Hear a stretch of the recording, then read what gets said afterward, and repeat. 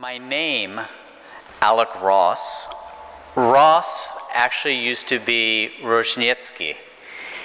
And when I was driving to the airport on Sunday night, I was on the phone with my father and my mother, and my father reminded me, I guess I hadn't thought of this in years, but my great-grandfather, Alexander Rozhnetsky, is actually from Kyiv. So it's good to be home amidst my people.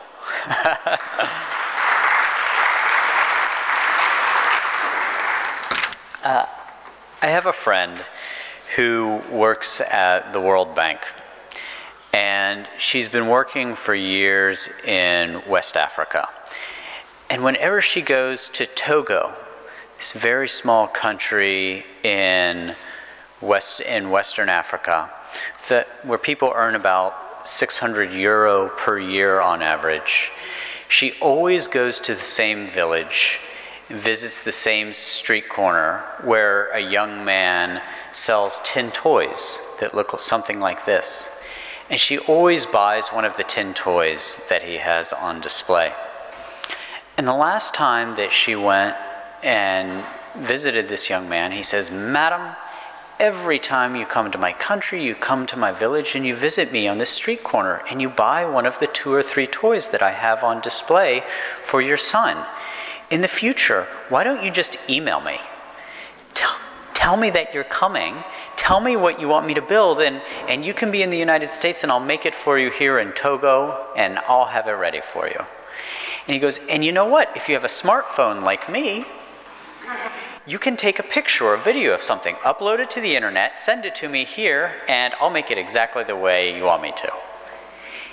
Here's the point of telling you that story. The point of telling you that story is that when the teenage tin toy maker from Togo is connecting to the global marketplace through wireless high-speed internet networks, the world is not changing. The world has changed. And it's this world of disruptive change that all of us diplomats are having to contend with right now. When Ambassador Teft and my boss, Hillary Clinton, was testifying before the United States Senate before becoming Secretary of State, she described a world in which she said, "The promise and peril of the 21st century is no longer bound by vast distances or national borders." And when she was describing that world, part of what she was talking about was the power of the internet and the changes brought into society by the power of the internet. And because, as Ambassador Teft mentioned, I was a teacher, and I was actually for all of my work in technology, I'm actually not a techie, I was a history major. I thought it might be interesting here in the Hall of Teachers to give some explanation for why the disruptive change that's taking place in the world right now is so profound. And I would argue that it's so profound because there's a paradigm shift taking place in 3 different segments of society, each one of which is very central to the way that we live our lives. And all 3 are taking place simultaneously. If you think about infrastructure, for example, and you think about infrastructure over the sweep of 300 years, 18th century infrastructure was ports. 19th century infrastructure was railways. 20th century infrastructure was highways. 21st century infrastructure, high-speed internet networks. If you think about communications over the sweep of, say, 150 years, we've seen changes from letter writing to the telegraph, to the telephone, to digital communications. If you think about mass media over the sweep of 90 years, we've seen changes from the newspaper, to radio, to television, to mass media increasingly being digital. And the force and effect of all three of these paradigm shifts taking place at one creates a moment of remarkably disruptive change. And for those of us that work in foreign policy, the change that I would argue is actually most significant goes to this issue: power. Power is a topic that's almost rude to talk about aloud. You know, it's not polite conversation to talk about power.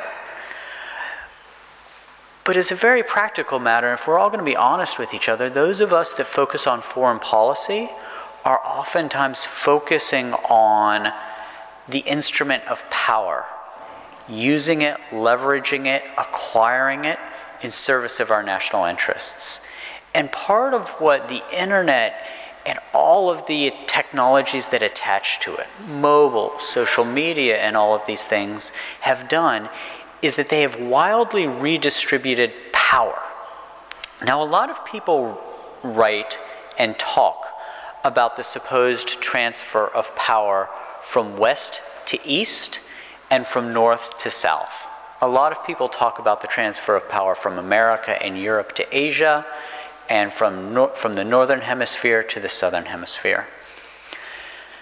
From my perspective, working for Hillary Clinton for the last 2.5 years, whether this is true or not, the far more significant shift in geopolitical power globally is not based on geography, not from west to east or north to south, but rather it is from hierarchies to individuals. It is from the nation state and large institutions, and that power is going to individuals and small institutions. Power is going from traditional hierarchical models to more distributed models. And I share this not by way of advocacy. I'm not saying there's a shift in geopolitical power away from nation states, governments, and large institutions to individuals. Hip, hip, hooray. I say this merely by way of explanation. It's like gravity. It's a trend that whether you accept that it is positive or negative, it is inevitably happening. And I think that there are clear examples where this has been both good and where this has been bad. Now, and just to give one quick example of where it's good and one clear example of where it's bad, I think about the earthquake in Haiti. The earthquake in Haiti took place late afternoon, early evening, sort of the end of the workday. And we got Hillary Clinton on the phone, and people were explaining to her the level of devastation of what had happened in Haiti. And what she made clear was that by the next morning, when people were taking a sip of their first cup of coffee in the morning, she made clear that she wanted a program in place where people could do something right then, right at that moment, to help the people of Haiti. Well, you know, doing something overnight where the American people themselves could all participate would be very hard. And there were a handful of young diplomats. I'm 39 years old, and I was the oldest of these diplomats sitting around trying to figure out what to do. And what a handful, a very small number, you know, about 4 or 5 diplomats came up with was a program that thought about the ubiquity of cell phones. Everybody's got a mobile phone, and everybody uses SMS. Everybody uses technology. And what we did is we set up a program overnight where if you text messaged the word Haiti to a short code, $10 would be added to your phone bill, and all $10 would go to the relief effort in Haiti. And we thought we were pretty clever. We thought this was a pretty good idea. But then we challenged ourselves a little bit more and said, you know what, we might just be a handful of young diplomats, but let's set our sights really high. We understand networks. We understand social media. Let's see if the handful of us young folks can build a campaign over social media by ourselves without asking anybody's permission, and let's see what happens. And what we did is, using social media, a handful of young diplomats got 3.5 million Americans in a little bit more than 2 weeks to do this program. So we raised about $35 million. at a total, we raised $35 million at a total cost of less than $50. We had to register the thing, and I think it cost us $30. There were no meetings, there were no committees, there was no big contracts for marketing firms. It was just a handful of young people. And this is the case of redistribution of power, where a handful of young people who are sophisticated about networks and sophisticated about social media can build a massive campaign that goes viral that raises $35 million. This shows the shifting nature of power. But the shifting nature of power is not always positive. I think, for example, about cybercrime. In the same manner in which young people can build a campaign to raise resources for earthquake relief in Haiti, so too can a really smart 19-year-old take on the power and the capabilities of a criminal cartel. The kind of capabilities that you would have once associated with the mafia now can be like two 19-year-olds who are smart about computer codes. So the technology itself is value neutral. It takes on the values and intentions of the users. It's important to not be utopian about the technology. It can be used for good things, or it can be used for bad things. But what it is unquestionably doing is redistributing power. I think the best example of how it's redistributing power is if you think about the revolutions in the Arab world. A lot of people call these revolutions Facebook revolutions or Twitter revolutions. I actually disagree very strongly with people calling them Facebook revolutions or Twitter revolutions, because it suggests to me that people were rebelling because of social media. Or it suggests to me that the revolutions were successful because of social media, of technology, such things. When, point in fact, I think that what's at the heart of these revolutions are things like frustration with the ruling families, a lack of economic opportunity, a lack of political participation, high food prices. These are the things that are at the core of these revolutions in the Middle East. They aren't Facebook or Twitter revolutions. But having said that, I think that with the benefit of months of hindsight now, I think we can clearly say that technology and social media did do three things very clearly within these revolutions. Number one, it accelerated movement making. So if you think about Eastern Europe, and you think about the pro-democracy movements in the 1970s and the 1980s, those movements were years in the making. They were oftentimes developed by people with very strong ties between them. They would meet at night outside of common view. Leaders were developed. Institutions were developed. That hasn't happened in North Africa, in part because of the degree to which the open platforms that are social media allow people to join and drive the movement very, very quickly. In Tunisia, from the moment that a fruit seller named Mohamed Bouazizi set himself on fire in a little town called Sidi Bouzid, to the time that Ben Ali got on a plane and flew into exile, was 5 weeks.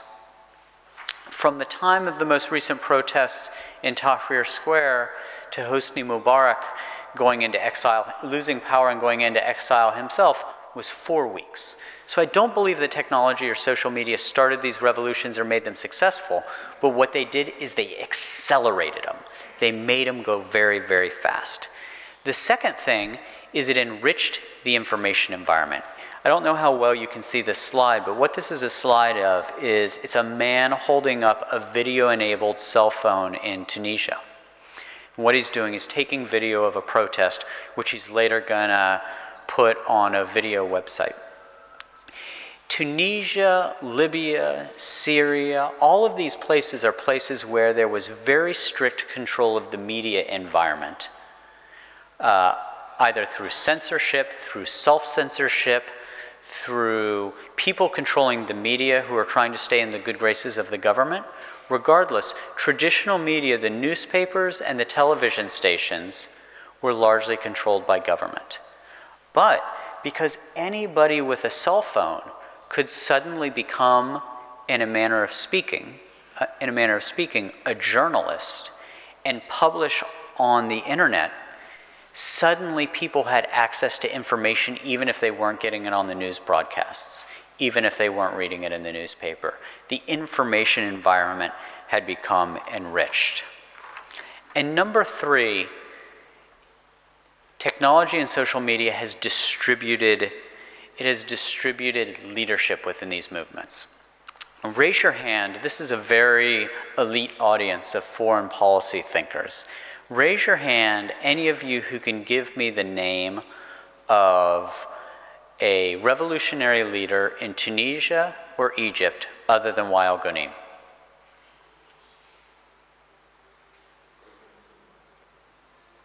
Not one hand is up. The Egyptian, it's always, yeah, it's either the Egyptian ambassador or the Tunisian ambassador. So I asked that same question to 180 American ambassadors, and not one hand went up.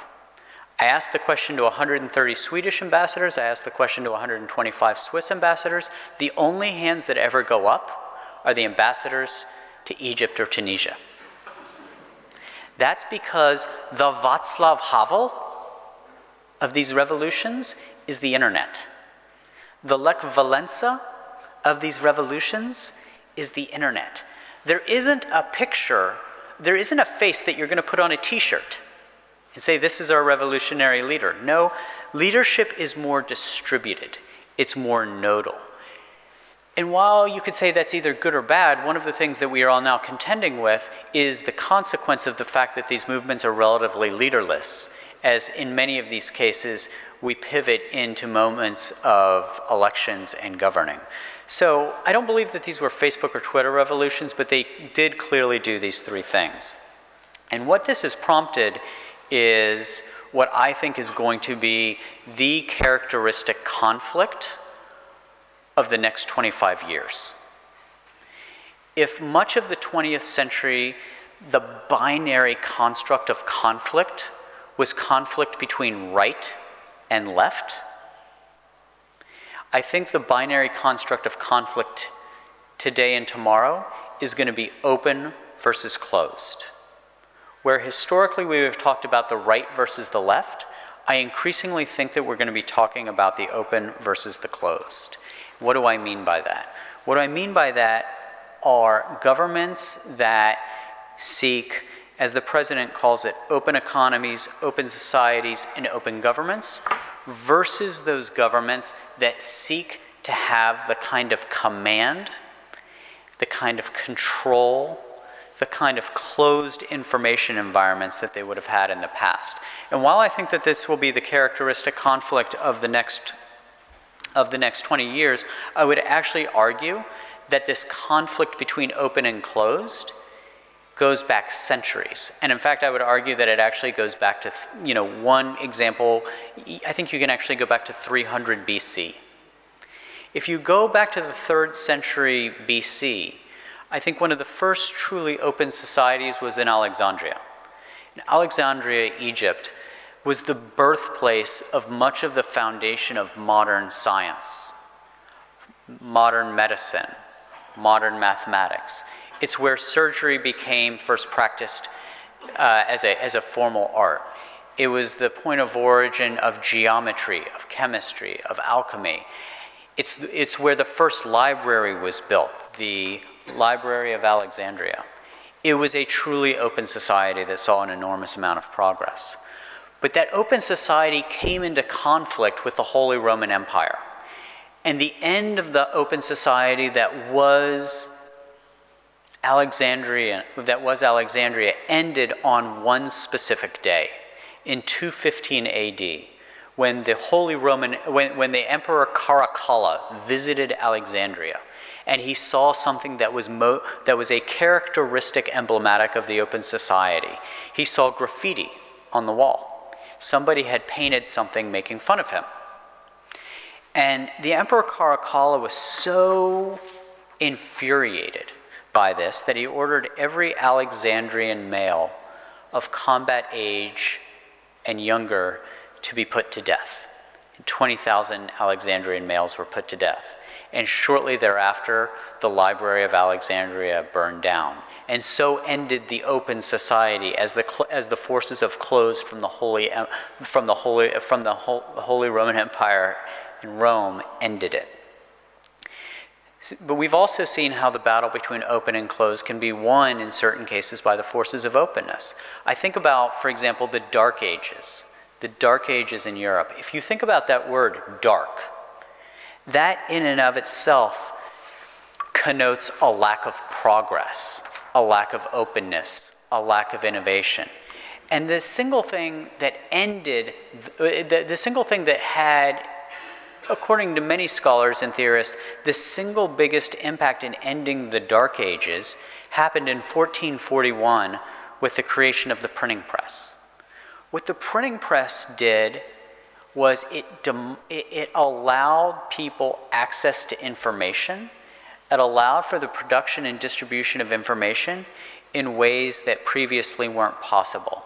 And it's absolutely no coincidence that following shortly thereafter was the Age of Enlightenment, the rise of the nation state instead of a church as the principal unit for political organizing. And so this conflict between open and closed dates back centuries. And in 2011 and going forward, I think that this fight between open and closed is going to be, I think, a better description of conflict than putting things in terms of right versus left. And while a lot of the dialogue on these dynamics focuses on political change, focuses on revolutions and such things, I would actually argue that the principal consequence of whether a nation decides to be more open or more closed is actually rooted in economics. The financial well-being of a society is that which will be principally impacted by whether they choose to be open or be closed. And I think about innovation. Innovation is that which is really going to propel the economies of the future.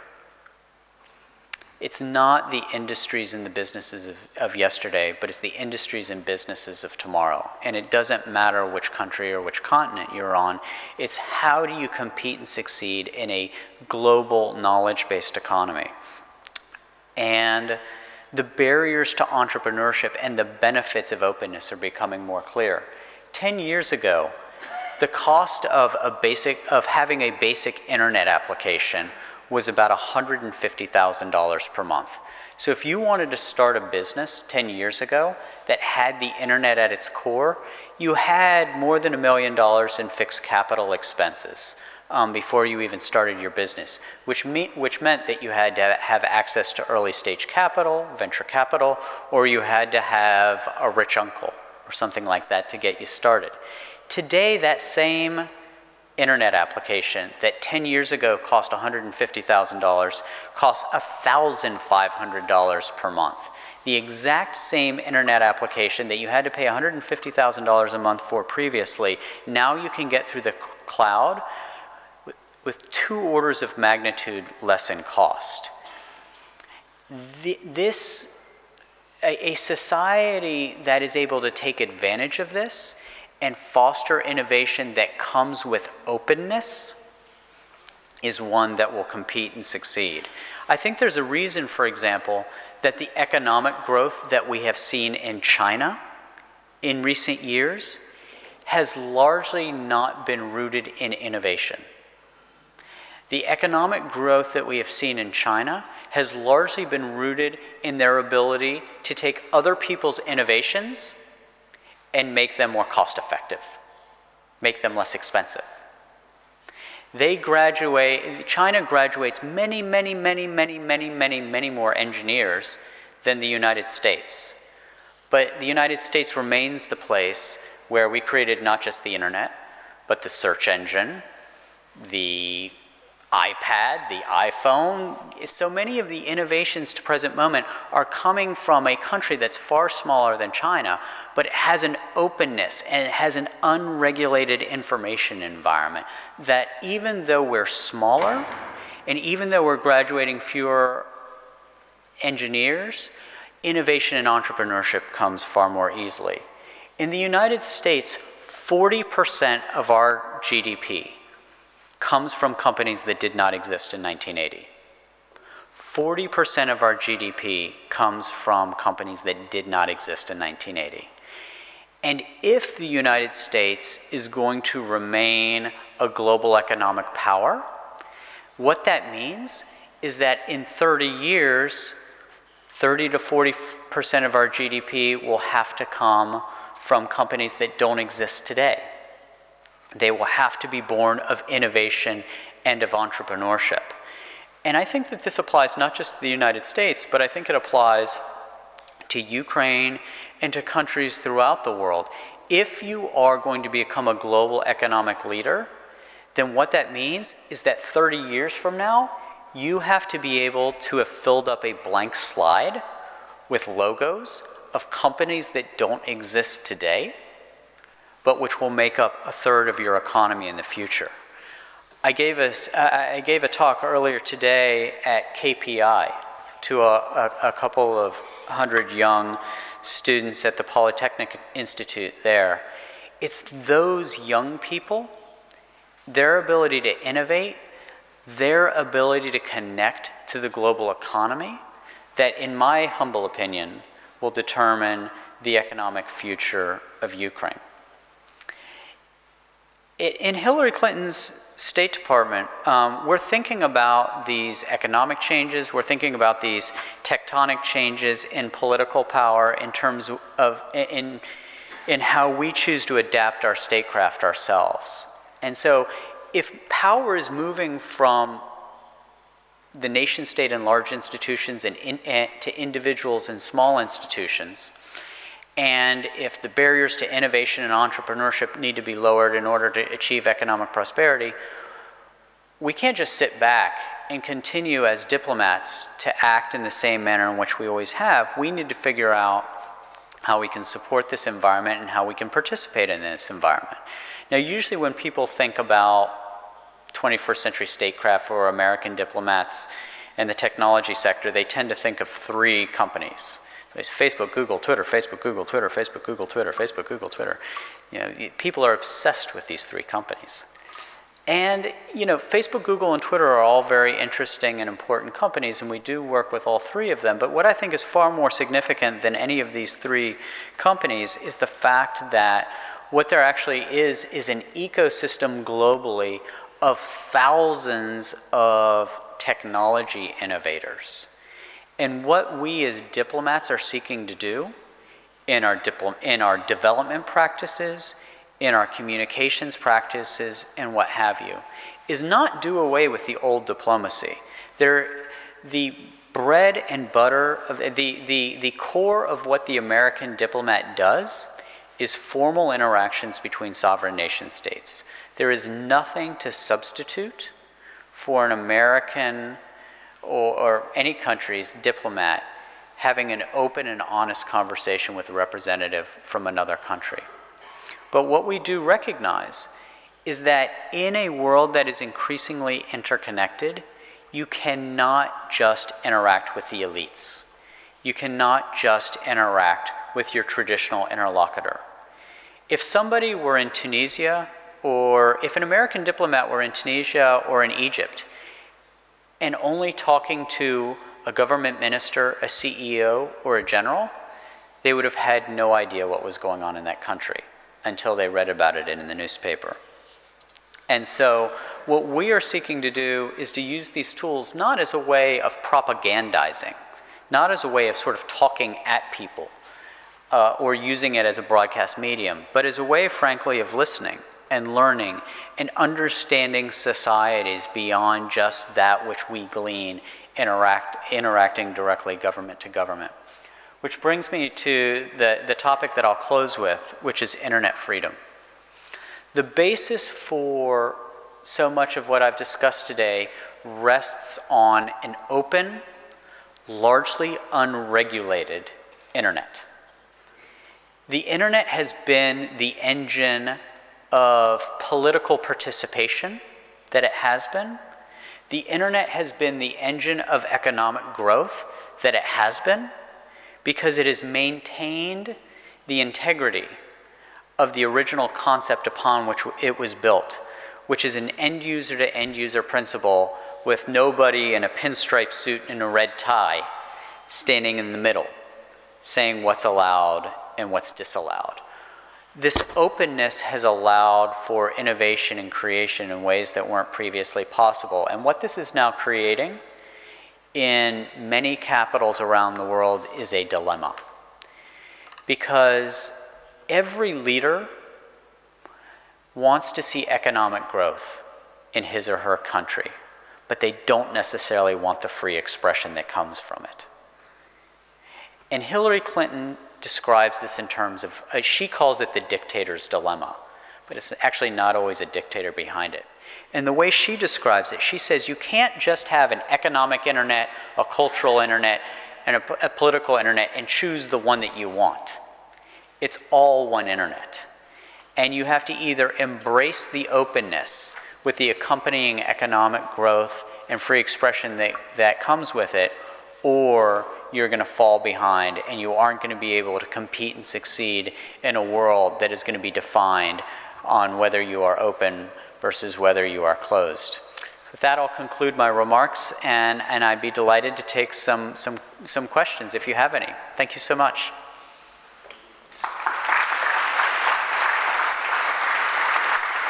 What do you think? What will be the positive and the negative impact of new technologies on Ukraine in the nearest future?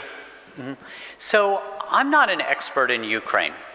So I don't think it would be appropriate for me necessarily to say what is specifically positive and what is specifically negative as it relates to new technologies in Ukraine, except to say that the 200, 250 students that I just saw at KPI, those were awfully bright and impressive young people. And they can become the business leaders of the future. So if you think of some of Ukraine's historic economic strengths in metallurgy and in other areas, those can and should continue to be economic strengths. But if you think about things like biotechnology, if you think about nanotechnology, if you think about IT, where I think these technologies can benefit Ukraine is by these students at KPI starting the companies of the future. You know, there's a long history in Ukraine of scientific innovation. You know, I was walking around the KPI campus, and you know, people among the students there were those who pioneered a lot of military technologies. The creator of the helicopter. You know, people who were behind so many scientific innovations throughout much of the 20th century. There's nothing to keep that from happening in the 21st century. So I think that that's the principal benefit. Thank you very much for interesting presentation. I'm Irina Kravchuk. I think that, for example, access to the internet may create new division lines, yeah, right? So there is more difference between people, not between the poor and the rich, but probably between the people who have access to internet and who don't have. And for example, between the people who use Facebook, Twitter, and people who just use email. And what do you think about the recent trend of adding one more human right, like access of people to the internet? What do you think about making amendments to the United Nations Declaration on Human Rights and just adding access to internet as basic right of human being? Yes, so that question, most people that know my biography, it starts in about 2007. They're like, oh, he ran technology, media, and telecom policy for the Obama campaign, and he went to work at the State Department. For the 8 years preceding that, for the 8 years pre-Obama, I focused on bringing technology to the poor. So I started a nonprofit in a basement that grew into become the world's largest digital divide organization. I started this with 3 friends because we believed essentially in the premise of your question, which is that if you aren't a part of the digital age, then what you are going to be relegated to is cleaning hotel rooms, washing dishes, these kinds of basic service industry jobs. Now, more specifically about reforming the Universal Declaration of Human Rights, as much an enthusiast as I am for the internet, I actually think that it reads very well right now, because of what it says is people should have, and I'm going to get the words wrong, but people have the right to the freedom of expression through any form of media possible. So the way that I view this is that the internet, even though it might be the most disruptive technology since the printing press, it's nothing more than the most recent evolution. So what I think the human right, I don't think access to the internet is a human right. I think the freedom of expression is a human right. I think the freedom of assembly is a right. I think the freedom of the press is a right. They just happen to manifest themselves through the internet. The internet itself is just the tool. The rights themselves are behind the tool. The tool isn't the right. The right is what you do with it. But having said that, the Secretary, Hillary Clinton has built an entire agenda called internet freedom, recognizing that if you are in favor of the freedom of expression, if you're in favor of the freedom of the press, if you're in favor of the freedom of assembly, then that means you have to believe in those things on the internet, because that's where they are manifest today. I am Alexander Popov, Maidan site, Ukrainian site.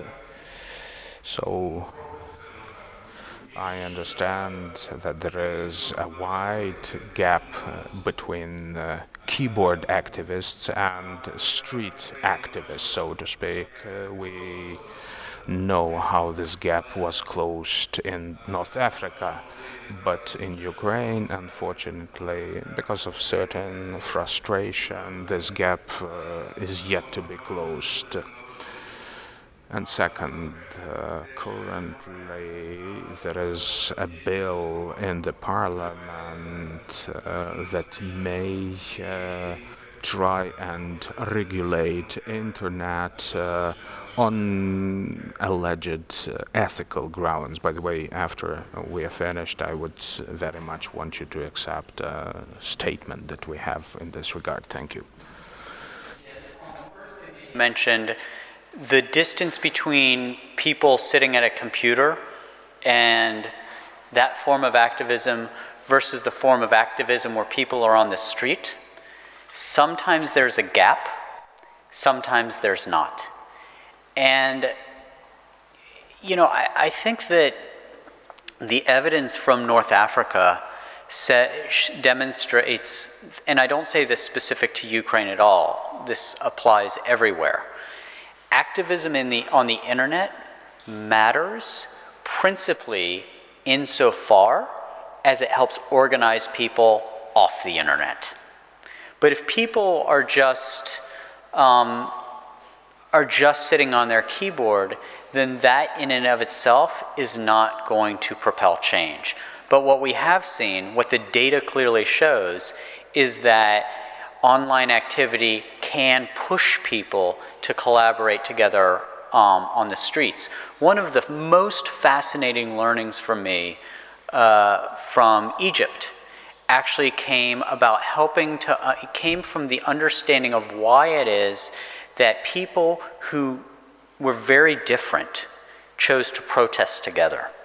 Why is it that the 60-year-old member of the Muslim Brotherhood stood shoulder to shoulder and arm in arm with the 25-year-old who went to Paris for college wearing Nikes, who was sort of with the Apple iPhone in his pocket? What the data shows us is that part of why that 60-year-old member of the Muslim Brotherhood and 25-year-old Western-educated digital hipster came together is because of a connection they made online that brought them together offline. On the second topic you mentioned, the Obscenity Law that has been introduced into Parliament, I should say, first of all, that I have to be very circumspect about what I say in this regard because I'm not an expert on Ukraine. And it would be arrogant of me, and it would be inappropriate of me, based on having been here for a day and having heard a little bit about this, to presume to tell all of you what is appropriate or what is right about this specific law in Ukraine. Now, having said that, I'll respond not Ukraine specific. Having said that, there are laws that people have proposed or that people have put in place, and they use words like pornography, obscenity, incitement to violence, and things like this. And what those are words that are used to cover up free expression. And so the one thing that I would say, again, not specific to Ukraine, but that I would say in general, is that whenever you seek to legislate content on the internet, that can come with a lot of unintended consequences. That's not to say that any activity should be accepted on the internet. It should not. With all of our rights come responsibilities. In the United States, for example, we have the freedom of expression, but that doesn't give you the right to commit slander or libel. We have the freedom to bear arms. In the United States, every American has the right to own a gun. That doesn't give you the right to walk into a square and shoot somebody. In America, we believe in internet freedom, but internet freedom does not give you the right to transmit child pornography, to commit financial fraud, or to traffic stolen intellectual property. But the tough thing for government is in the definition of these things. And what people have to be wary of is a word like obscenity. Something that is obscenity is a very subjective word. And so something that one person might consider obscene is peaceful dissent in another. So you have to be very careful with these kinds of laws. Next question. Thank you for the possibility to ask the question. My name is Ostap Krivdik. I'm a political scientist and journalist. And my question will be about copyright. What do you think about the copyright future? Do you see copyleft or GNU license in the future of information, of the patents and other things? Thank you. Yeah, so I'm not a copyright expert. What I will say is that intellectual property remember going back to the slide where I talked about the redistribution of power from hierarchies in large institutions to individuals in small institutions? One of the large institutions that has been a loser in all of this are things like Hollywood. The fact that individuals have the capabilities to transmit data so easily means that I can't even imagine how much value has been taken from movie companies and from record companies and in the intellectual property arena. But the question then becomes, all right, if there's a problem with this, what is the solution? And what oftentimes worries me is the solution to the problem. I think we would all acknowledge that intellectual property is something that is much more difficult to protect in the digital age. But what we have to be very careful about is what is the remedy. You know, a lot of what is proposed in different countries essentially would make internet service providers police officers for intellectual property protection. And this is very difficult, and this is very shaky ground. So again, recognizing the huge problem that the loss, that the theft of intellectual property proposes, what I have yet to see is the perfect solution that balances the rights of intellectual property holders with that which facilitates the free flow of information on the internet. Now, what I hope the solution is, I hope the solution doesn't come from somebody in government wearing a red tie and a pinstripe suit, like myself. I hope the solution is technological. What I hope is that there are some innovation that allows for people to watermark their content or something in a manner which allows it to flow over the internet in a way that doesn't disrupt the basic way that the internet flows, but which protects the intellectual property holder. And so what I hope is that the solution is technological and innovative as opposed to regulatory in nature. I'm Yegor Checherinda. I'm a journalist from Ukrainian TV channel TVI.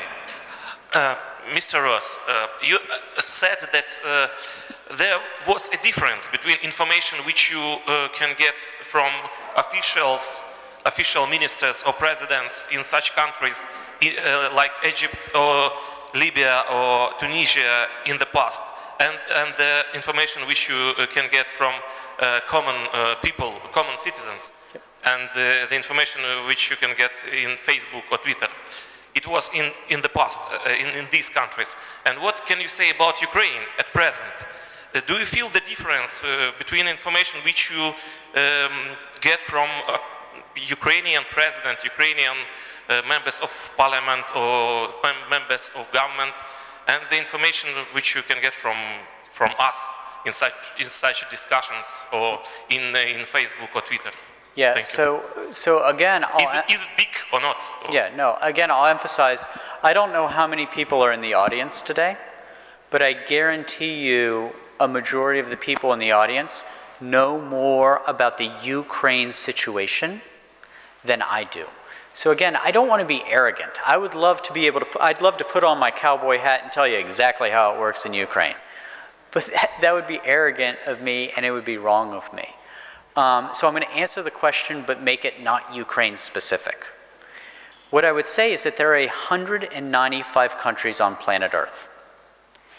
And in all 195 of those countries, what Hillary Clinton has tasked us to do is to figure out how we can engage and how we can listen to society beyond the elites. Again, this does not detract from or distract from the core work of the American diplomat, which is to interact with traditional interlocutors from the military, from the presidency, from the parliament, CEOs and the like. But what we're trying to get all our diplomats to do is say, it's not all about the person who you normally have tea with.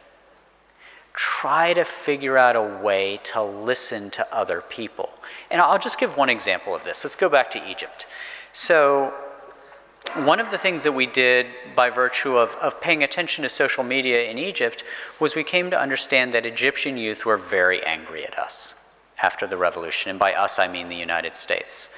It was because of decades of support for Hosni Mubarak. It was because of questions about the United States' role in their revolution. And, you know, Hillary Clinton is a spectacular Secretary of State. I mean, she's going to go down as one of America's great Secretaries of State. And when she heard this, one of the things she says, you know, I want to answer these questions from these Egyptian youth.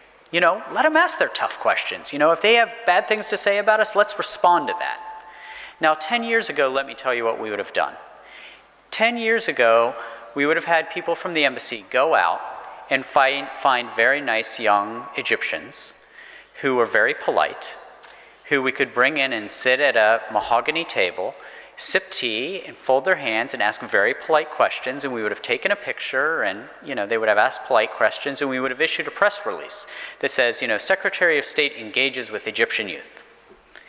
But one of the things that we're able to do using social media is we executed a partnership with a website called Masraoui.com. Not an American website, an Egyptian website with a lot of credibility on the ground in Cairo.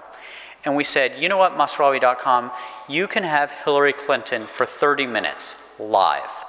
Do not show us the questions ahead of time. We don't want to see them. We have one requirement, and that is that the questions come from Egyptian youth. And we want tough questions. And so what happened is Hillary Clinton sat down with this little Egyptian social media company, and really tough questions came in from Egyptian youth who would have never been allowed into the American embassy. They would never have gotten to sit down at that mahogany table. And you know what? But she looked in that camera and she answered those questions. And she didn't necessarily say what they necessarily wanted to hear, but darn if she didn't answer those questions. And so the good thing here is social media does not substitute for in-person interactions, but it does allow us to connect and engage a little differently. And in this case, it allowed the secretary to answer questions from people who would have never gotten access to her otherwise. Добрый день, мое имя Виктор Ткачев, я представляю... Hello, my name is Viktor Tkachov. I am a representative of the Inventors Society of Ukraine. Now let me ask you the following. You've been talking about internet freedom, freedom of expression as means to promote democracy.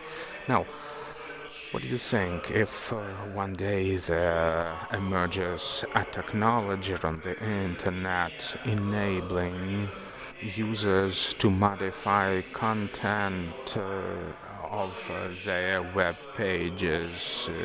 Would you also call it development of democracy? Correctly. So, as the translation came through, it said, would you be in favor of users being able to modify content? When you say modify content, do you mean modify other people's websites? Yeah, so for me, my answer to that would be, it's somebody else's property. So my attitude is we're all in favor of the freedom of expression, but for me in this case, it's like, oh, everybody's free to drive a car. That doesn't give you the right to smash your car into somebody else's car. With rights come responsibilities. So I think that people should be able to lampoon and make fun of somebody else's websites, to satirize it, but not to attack it or destroy it. Again, for me, the best analogy that I can think of is the right to drive a car. The right to drive a car doesn't give you the right to smash into somebody else's car. It's somebody, and you could be saying, I have the right to drive a car. I should be able to drive it wherever I want. Yes, but you destroyed somebody else's property. And so for me, that's the analogy that I think about with this. I think you should be able to, express yourself about somebody's website, make fun of it, satirize it, but not destroy it. Добрый день. Hello, thank you very much for coming to Ukraine. I would like to ask for a clarification. You referred to open versus closed, to openness. I'm kind of concerned. The US is a powerful economy, and it certainly has advantages in promoting new technologies. Now, openness, what definition you use? Egyptian revolution, you saying modern technologies is good, and Wall Street developments in New York is bad. And do you not think that Belarus, for example, has the right to choose its own way of development, different from what you think it should go? And one other thing you said, when you can't print the face of a revolutionary leader on your t-shirt, it's very convenient for a mob to topple the government, which just can't defend its interests.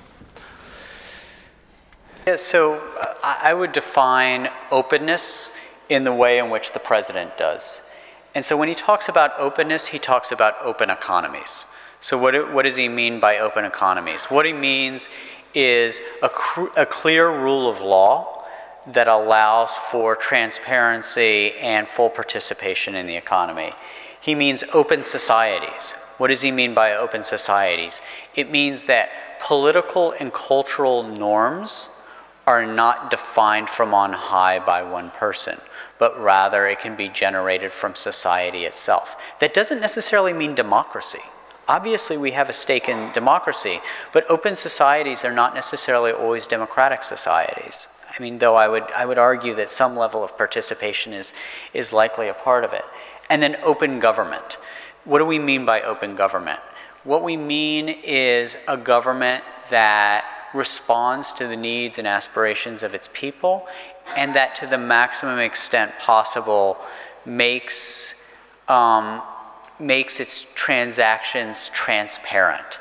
So if you think, for example, about Tunisia, one of the things that most enraged the Tunisian people was that the Ben Ali family was able to, in a country of 10 million people, the Ben Ali family was able to accumulate more than $10 billion in currency because the economy wasn't open and the government wasn't open. It was behind high walls. It was not transparent. It was opaque. So when I talk about open societies, I follow the lead from our president. And while I think, I have a personally strong bias that democracy is at the core of this, this isn't a quote-unquote democracy promotion agenda. Singapore, for example, is not an entirely democratic society, but it has an open economy. So there are different levels of openness, I think, that apply differently in every country. And I think that what we aren't trying to do is say, this is the American way of doing things, that's the only right way to do things. These are a set of very, very large principles. And I think that in most cases, if somebody's arguing whether a society is open or closed, you can pretty much figure it out too. I mean, there's not a lot of debate about what's an open economy and what's a closed economy, or what an open political process is and a closed political process. So this is a very simple construct, and it's binary, and it therefore lacks nuance. But part of my point here is to move from a similarly unnuanced construct, which is left versus right, and to talk about how open versus closed is more representative of the conflicts of today than quote-unquote left versus right. Now, political theoreticians and others obviously could then spend years debating, well, what is left, what is right, what are the components of this? And the open versus closed frame, I think, has every bit as much nuance as the left versus right frame in this respect. My name is Sergey. I'm a student. Don't you think that there is a principal contradiction between this thrive to remain open and the problems of national security, for example? I may refer to the issue of WikiLeaks, and we all know how devastating, how serious it can be for the governments, and they have to react. And one way of facing these serious challenges of informational society nowadays is by increasing control. Don't you think that this need to react may in fact make us more closed and less open? Yeah, that's a great question. Yesterday morning I was in Tallinn, and I was with the defense minister, a brilliant man named Mart Laar. And one thing that he said, the tension between achieving security and openness, he goes, that's the billion-dollar question. And this is a tension that we all grapple with, is how do you have maximum security while also trying to remain as open as possible? And this openness and security exist in implicit tension. And so what we try to do is get the balance right. In the case of WikiLeaks, which you mentioned, this was a case which demonstrated what Secretary Clinton said, which is there are necessary secrets. Openness does not necessarily mean hyper-transparency. Openness does not necessarily mean you live your life with a webcam on you for 24 hours. I'm all in favor of openness, but I'm not in favor of having a webcam on me 24 hours for the whole world to see. So achieving the balance between openness and security and recognizing the implicit tension, I wouldn't call it a contradiction, I would call it a tension, but reconciling that tension is what a lot of us try to contend with day in, day out. And so you can imagine, even within our own government, there are people from different parts of government that are more weighed in the security aspect.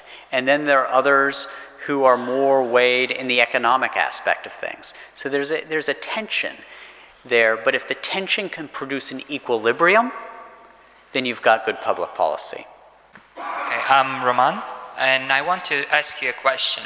Right now, innovation, when it is spoken, it meant IT innovation. Isn't there a balance between IT-based innovation and the other source of innovations? Because right now, what was an enabling technology becomes a focal point. Are you targeting other types of innovations as well for USA? Yeah, that's a very good question. Innovation is oftentimes conflated with IT, but it should not be. So for example, in my role, you know, as Secretary Clinton's senior advisor for innovation, it's not all about technology. That's oftentimes what gets the most attention, but one of the things that we're working on, for example, is making some modest reforms to the Foreign Service exam. And that has nothing to do with IT, but it has everything to do with innovation. So I do think that I do think that it's important to recognize that not all innovation is implicitly IT-based or technology-based, for that matter.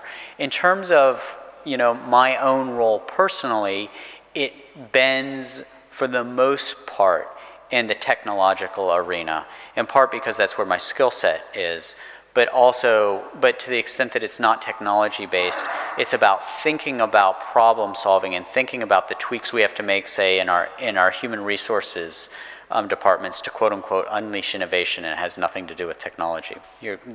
What's at the core of your question is right on. Two more questions. Yes, the gentleman here, please. Thank you for your speech. It was very interesting. My name is Anton Granovsky. I'm a student of the Institute of International Relations, and I study international economics. So my question would be about the economics impact of open information. I would like to ask you to describe the impact of information on financial markets that is rather actual recently, and especially its often negative impact, because sometimes excessive information, especially when some negative news come in, it can lead to the great volatility in the markets, and so cause much more damage than the news itself was. Like in the spring Japan earthquake, what saved Nikkei from falling completely many points down was that it was the end of the business day and the market was closed. But then on Monday the trading started again, the government was able to react. If it wasn't closed on Friday night, we could have seen far worse outcomes for the whole Japan and for its economy. So how could you comment on this part of the information issue? Thank you. Yes. So information and information management is one of the major drivers of instability in financial markets. But I would posit that it's the lack of information and the lack of transparency that causes more disruption than the abundance of information and the abundance of transparency. So thinking, for example, in the United States about our own financial crisis, credit default swaps, derivatives, other exotic forms of securities. It's those things which played such a significant role in our own economic crisis in the United States came from a lack of good information. It was the lack of regulation of exotic financial instruments like credit default swaps, derivatives, and such things. And actually, one of the things that we now know about these exotic financial instruments is that we need more information. We need more transparency. They need to be further regulated. So while information abundance can contribute a measure of volatility to the stock market, what's more important, I think, is to actually bring more transparency and more information to public markets, because what that can do is it can help mitigate risk. against significant financial collapse, the likes of which we saw with some of within the secondary mortgage market, and with other derivative-based financial instruments in the United States. So I tend to believe that sunlight is the best disinfectant. The more information, the more efficient and effective that marketplaces will work. That's my own view. Mr. Ross, I'm Alec. Some health nut organizations raise the questions of negative influence of internet on the health of children and teenagers. We come across new expressions, brain freeze, Google gamer, depersonification of children. Don't you think that special, or some, I don't know, that additional steps are to be taken in order to research this problem and to give some recommendations? Yes. Okay. So I have 3 young children. I have a 4-year-old, I have a 6-year-old, and I have a 9-year-old. And my wife and I are very, very, very strict about technology and the internet. My 9-year-old boy drives me crazy, talking about how all of his friends use these games and all of his friends get to go wherever they want on the internet. And we manage his screen time like strict parents. And so yes, we've been talking about the benefits, the economic benefits, the political benefits of all these openness, but I think that we absolutely positively need to do more research on what happens cognitively and what happens physiologically to young people if they live in internet saturated and gaming saturated. I wouldn't limit it to the internet. I also think that these gaming is a big part of this. And as somebody who is closely identified with the internet, what I will say is that as a parent of 3 young children, my wife and I are very strict about this. And I guarantee you in my son's classroom of 25 students, there are probably 15 or 20 who get to use the internet and get to use games more than my children.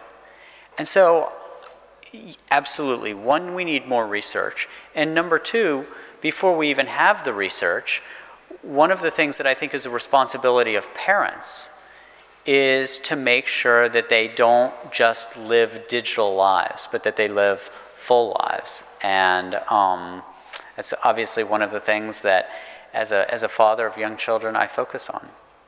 So with that, I will thank you. And if you want to stay in touch, just friend me on Facebook. Thank you all.